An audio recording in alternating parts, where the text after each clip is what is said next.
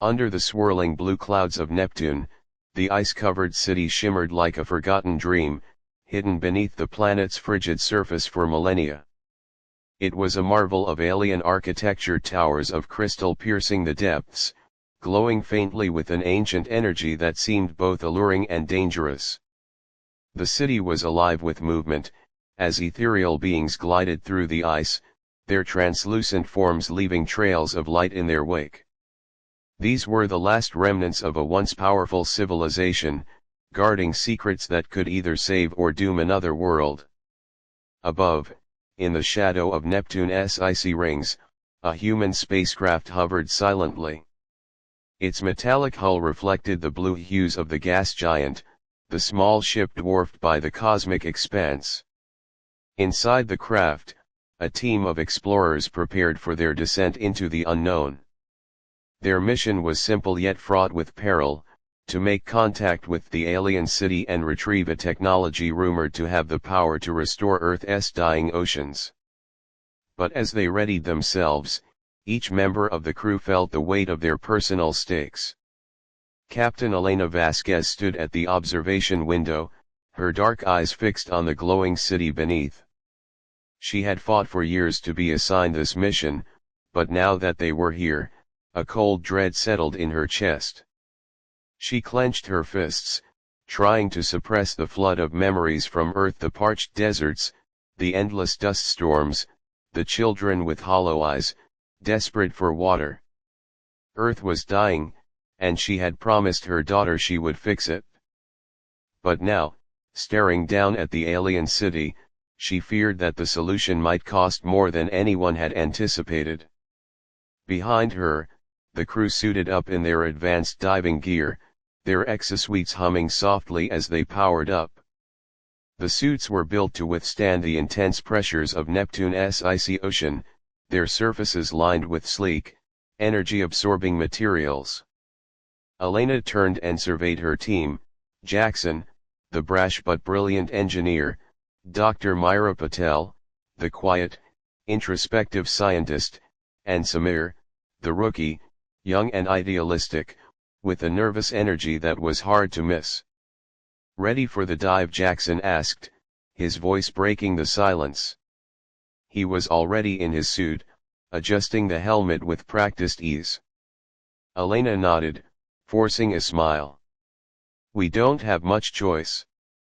Dr. Patel joined them, her face calm but her eyes betraying a hint of anxiety. "We don't know what we'll find down there. The alien energy signatures are unlike anything we've seen. We need to be cautious." Samir, fidgeting with his suit's controls, spoke up. "Do you think they'll communicate with us, the aliens, I mean?" Elena glanced at the holographic display hovering above them, showing the readings from the city below. "We'll soon find out." As the team descended into Neptune's icy depths, the world around them transformed. The light from the alien city grew brighter, casting an ethereal glow that illuminated the crystalline towers. The deeper they went, the more the environment shifted from cold and desolate to something that felt strangely alive. Vibrant energy pulsed through the ice, and the alien beings, the keepers, moved with purpose, their forms flickering in and out of sight. Elena led the way, her suit's propulsion system gently guiding her through the water. Her heart raced as they approached the entrance to the city, a massive archway made of translucent stone, shimmering like glass. As they neared, the keepers suddenly halted their movements, turning their glowing eyes toward the humans. There was no malice in their gaze, but a sense of profound watchfulness, as if they were judging whether the humans were worthy of entering their domain. Elena raised her hand, signaling the others to stop. "Hold position. We don't want to provoke them." The team hovered in place, their breaths echoing in the comms. Dr. Patel was the first to speak. "They're waiting for something. I don't think they're hostile. But they expect something from us." Jackson, ever the pragmatist, muttered, What do we give to aliens that guard an underwater city on Neptune? A handshake. But Elena was thinking back to the mission briefing, the ancient texts and glyphs they had studied, the legends of a forgotten civilization that protected the keys to life. She reached into the small compartment on her suit and pulled out a small, crystalline shard, one of the few artifacts they had recovered from Earth, rumored to be of the same origin as the city below.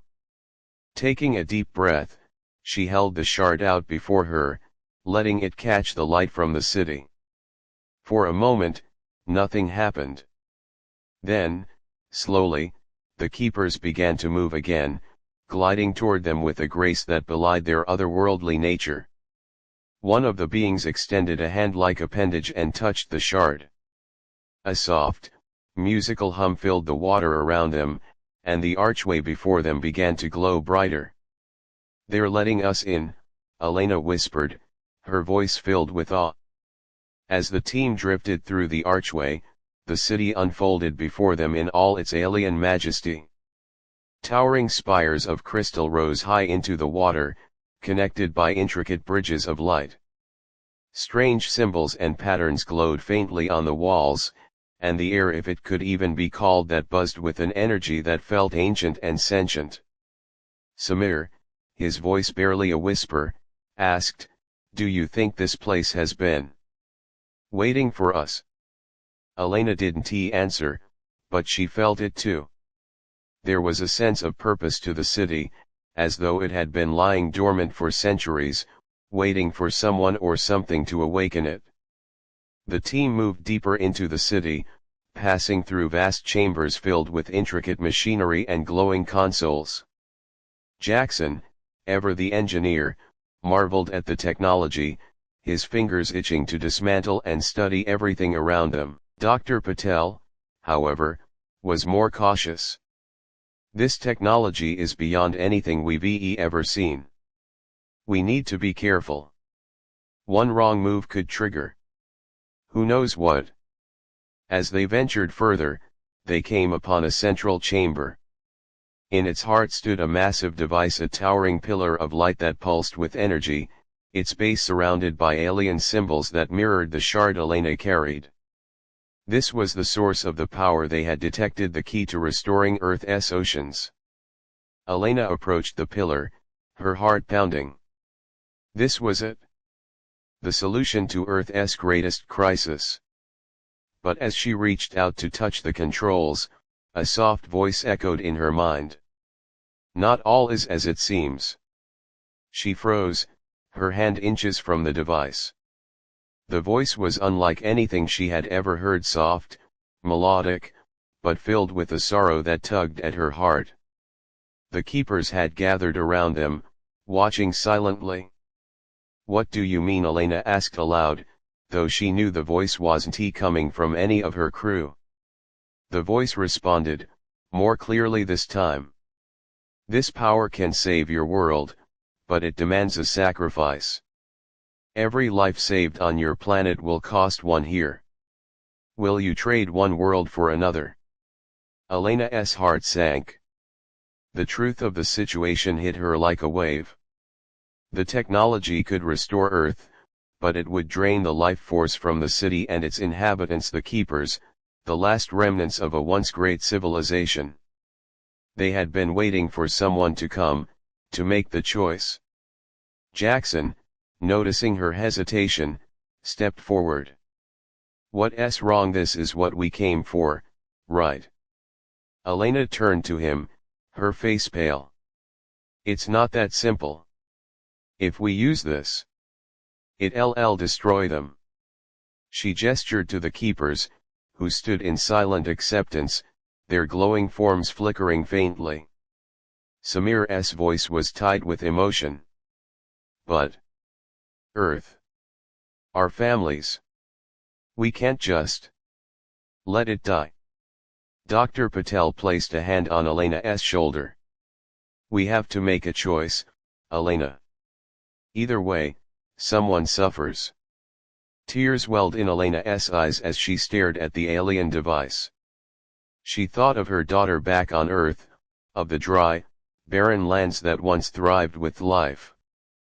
But she also thought of the keepers, the quiet guardians who had preserved the city for centuries, waiting for someone to come, only to face extinction at the hands of those they had hoped to help.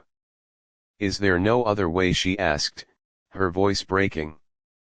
The voice responded with a deep sadness.